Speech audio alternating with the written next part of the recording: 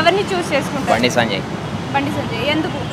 ఎందుకనంటే తెలంగాణలో కావాల్సింది కాషాయ జెండా ఎగరడమే తెలంగాణకి లక్ష్యం. ఎందుకనంటే మోదీ ప్రభుత్వంలో గత చేస్తున్న పనులు ఎన్నో చాలా ఉన్నాయి. మన దేశం కోసం ఎన్నో పనులు చేశాడు కాబట్టి మళ్ళీ మోదీ యొక్క నాయకత్వం మళ్ళీ వహించాలని కోరుకుంటున్నాం.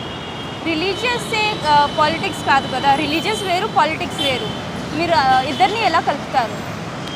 రిలీజియస్ వేరు పాలిటిక్స్ వేరు అని అంటే మేడం, రిలీజియస్ అనేది జస్ట్ ఒక ఏంటంటే మనం చూసుకున్నట్లయితే ఇప్పుడు తెలంగాణలో చాలా క్యాస్ట్ ఫీలింగ్ చాలా ఉంది తెలంగాణలో మనం చూసుకున్నట్లయితే. సో క్యాస్ట్ ఫీలింగ్ కాకుండా పర్సనల్గా ఫేస్ చేశారా ఇలాంటి? నేను ఇక్కడ ఫేస్ చేయలేను, చెయ్య కూడా. నాకు అంటే కొంచెం పాలిటిక్స్లో ఎక్స్పీరియన్స్ ఉంది కాబట్టి నేను చెప్తున్నాను ఈ విషయం మీద. ఇంకా ఇద్దరు లీడర్స్ ఉన్నారు, వాళ్ళని ఎందుకు చూస్ చేయలేదు? ఎందుకనంటే మేడం కావాల్సింది మనం బీజేపీ కావాల్సింది కాబట్టి మనం చెప్తున్నాం మేడం. ఇప్పటి వరకు బీజేపీ ఏమేమి డెవలప్మెంట్ చేసింది? చాలా డెవలప్మెంట్ చేసింది బీజేపీ, ఎన్నో డెవలప్మెంట్ చేసింది, చేస్తుంది కూడా. రానున్న రోజుల్లో బీజేపీ యొక్క ప్రభుత్వమే రావాలని ప్రతి ఒక్కరు కోరుకుంటున్నారు. ఇప్పుడు కేటీఆర్ గారు ఉన్నారు, young leader, okay, educated minister ఆయన. ఓకే, ఈయన కూడా చాలా చేశారు కదా స్టేట్ కోసం. చాలా చేసినప్పుడు పబ్లిక్కి తెలవాలి కదా, మరి ఎందుకు గెలవలేడు? చాలా చేసినప్పుడు ఒక ఛాన్స్ వేరే పార్టీకి ఇద్దామని ఈసారి కాంప్రమైజ్ అయ్యారనుకుందాం. లేదు మేడం, అది ఏదేమైనా మాత్రం బీజేపీ రావాలి. ఇప్పుడు మన ప్రెజెంట్ సీఎం గారు రేవంత్ రెడ్డి గారు, ఆయన మీద ఏమైనా అంటారా? చూసినాం, కాంగ్రెస్ పాలన చూస్తూనే ఉన్నాం. గత కొన్ని నెలల మంత్స్ నుంచి చూస్తూనే ఉన్నాం. కాంగ్రెస్ ప్రభుత్వం ఏర్పడిన నుంచి ఏవైతే ఉచిత పథకాలు, ఉచిత హామీలు ఇస్తున్నాడో అవన్నీ అంటే పబ్లిక్కి జస్ట్ మెల్ట్ చేస్తున్నారన్నమాట ఉచిత పథకాల ద్వారా. సో ఉచిత పథకాల ద్వారా అయ్యేదేం లేదు. ఇంకా మరి తెలంగాణ రాష్ట్రంలో రానున్న రోజుల్లో ఇంకా అప్పుల పాలు అవుతుంది కానీ తప్ప ఏ యొక్క అంటే కొత్త ఇంప్రెస్ ఏం కనిపించదు అన్నట్టు నేను మాట్లాడుతున్నాను. ఇప్పుడు మన దగ్గర సెంట్రల్ లీడర్ ఉన్నారు, ఓకే, మోదీ గారు. ఆయన మీద ఏమైనా కమెంట్ చేస్తారా? మోదీ గారు ఆయన ఒక ఈ దేశానికి ఒక వెన్నుముక్క లాంటాడు. అందరూ రైతులు ఎట్లా దేశానికి వెన్నుముక్క లాంటాడు అంటాడు.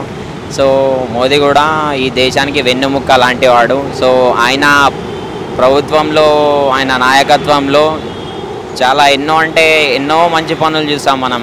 సో లాట్ ఆఫ్ థింగ్స్ చేస్తూనే ఉన్నాడు, చేస్తాడు కూడా.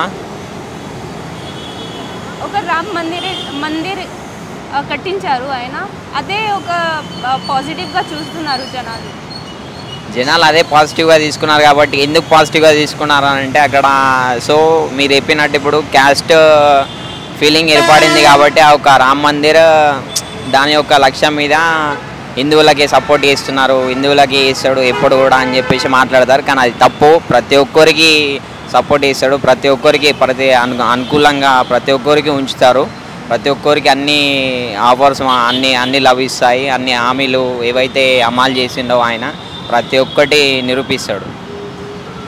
లాస్ట్ టైం ఎవరికి ఓటు ఇచ్చారు? బీజేపీ. ఈసారి ఎవరికి ఇస్తారు? బీజేపీ. తెలంగాణలో 3 లీడర్స్ ఉన్నారు, చూస్ వన్. ఎవరిని చూస్ చేసుకుంటారు? కేటీఆర్. ఎందుకు? IT developer. ఇంకా మన హైదరాబాద్ డెవలప్ చేసింది బాగా. ఇంకా ఇద్దరు లీడర్స్ ఉన్నారు, వాళ్ళ గురించి నాకు తెలియదు. వాళ్ళ గురించి అంత తెలియదా? ఇప్పుడు ప్రెసెంట్ సీఎం రేవంత్ రెడ్డి గారు, ఆయన మీద ఏమైనా కమెంట్ చేస్తారా? ఈ గవర్నమెంట్ ఏమైనా ఎక్స్పెక్టేషన్స్ ఉన్నాయా? ఇప్పుడు డెవలప్మెంట్ అవుతుంది, ఇంకా అయితే గవర్నమెంట్ జాబ్స్ వస్తాయేమో, ఇంకా వేకెన్సీస్ పెరుగుతాయా? ఓకే. నేషనల్ లీడర్ మోదీ గారు, ఆయన మీద ఏమైనా అంటారా? చెప్తారా? ఐడియా లేదా? పాలిటిక్స్ మీద ఐడియా లేదు. ఓకే. లాస్ట్ టైం ఎవరికి ఓటు ఇచ్చారు? ఓటర్స్ ఉన్నాయా? ఇప్పుడు వచ్చింది. ఎవరికి ఇస్తారు? బీజేపీ. ఎందుకు? అంటే మోడీ మంచిగా. మీరు ఇప్పుడే బీజేపీ లీడర్ని వద్దన్నారు. సెంట్రల్లోనే అన్నా. సెంట్రల్లో